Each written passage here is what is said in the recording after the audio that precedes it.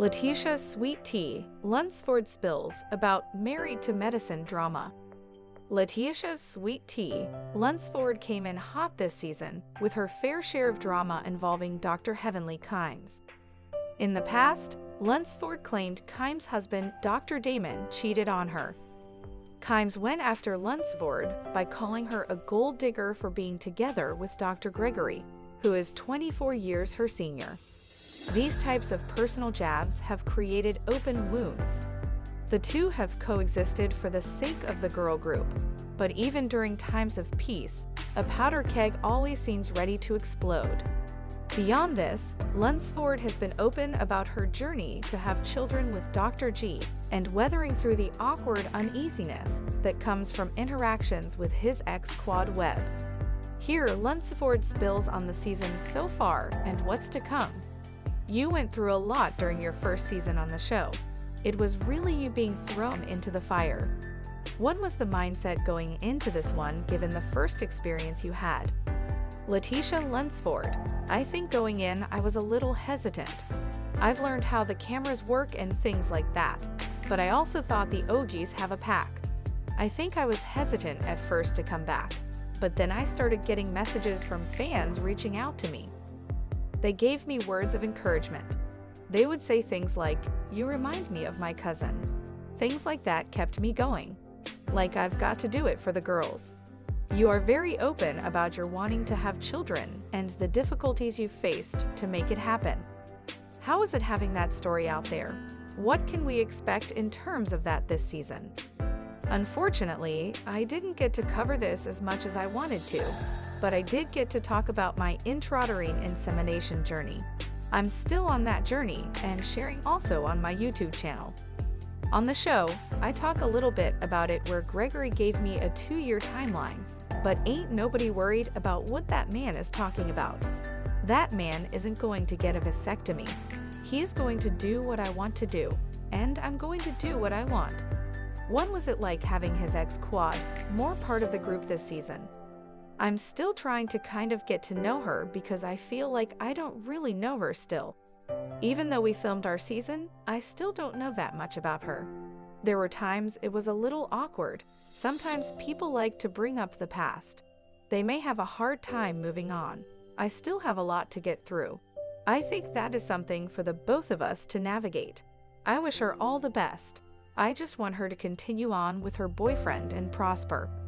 How would you describe the hostility between you and Heavenly since you've been on the show? What can you tell us about where that's going this season? I think a lot of people have to remember exactly where the drama started between her and Heavenly is going to be Heavenly, unfortunately. Heavenly is a one-trick pony. I'm just now getting to know her and her character. I just hope she morphs into something better and greater. Did it help to have Dr. Contessa Metcalf there this season as someone who has her own issues with Heavenly from the past to work out? It's very helpful. I love Contessa. We're both veterans. Contessa didn't start out part of that OG pack, so I think she understands what it feels like to be an outsider in the group. Unfortunately, she is getting that treatment. When I see the gaslighting, I'm like, girl, don't let these girls gaslight you. I empathize with her and been in her shoes. We do have a somewhat of a trauma bond with that. What did you think of Dr. Simone Whitmore bringing Heavenly to your event? It always seems like you're getting some unexpected guest at something you're hosting. I think for Simone it's remarkable how she throws rocks and hides her hands.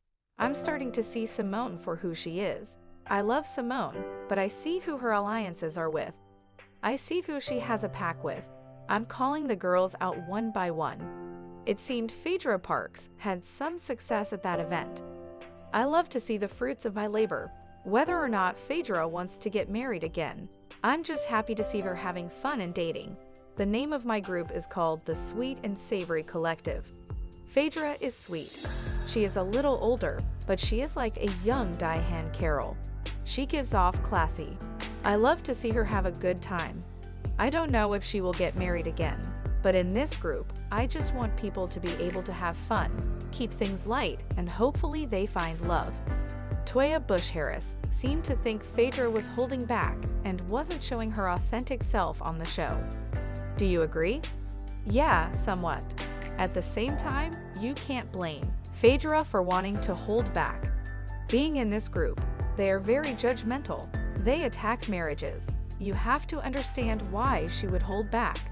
You don't bring things up like that in this fun setting. You're starting to start something then. I understand why she would hold back. Plus, she witnessed some of the things I went through previously. Can you blame her? Dr. Mimi Sanders looks to have come in at the right time as a psychiatrist. Did she help ease tensions?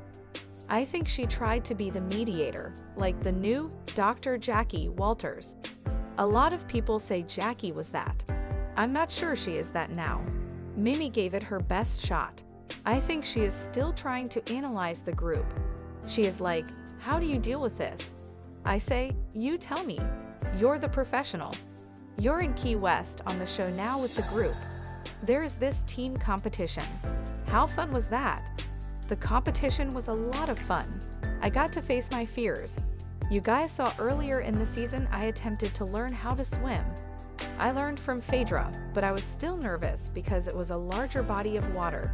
I gave it my best shot and went out there. I had a good time either way, facing my fears. I had at least something good to take away from that. I love a good competition. Then things looked to break down and get physical among the guys in the February 2 episode. What can you tell us about that situation we're going to witness? I've seen a lot of people trying to get ahead of the story. I would say you have to keep in mind if you're going to say something to someone and be disrespectful. If you're going to uplift your current situation, but still have to mention the last one, I think you have to be able to move on. You can't disrespect someone in their presence and then not be allowed to say anything. I just say keep that in mind. The group will be affected by what happens, but I don't think they should be because it's not a situation that concerns them. What do you want to say to fans about what's to come? You're going to see some musician that may come up. Someone is going to take a whack at music, and it might be my husband. I don't know. I think there are some good hits. I'm going to stick beside him and encourage him to do well. Maybe try a different avenue. How would you describe your relationship with Dr. G at this point? It seems there has been this growing trend of the age gap relationship. I think a lot of people have these preconceived notions that I'm this young gold digger, but I've had my own things before I even came into this relationship. This being Atlanta, the dating pool has piss in it. Everybody is struggling with dating. I think times have changed. I think young women are looking for older guys because women mature a lot faster than men. A lot of women are looking for men ready to love, to provide.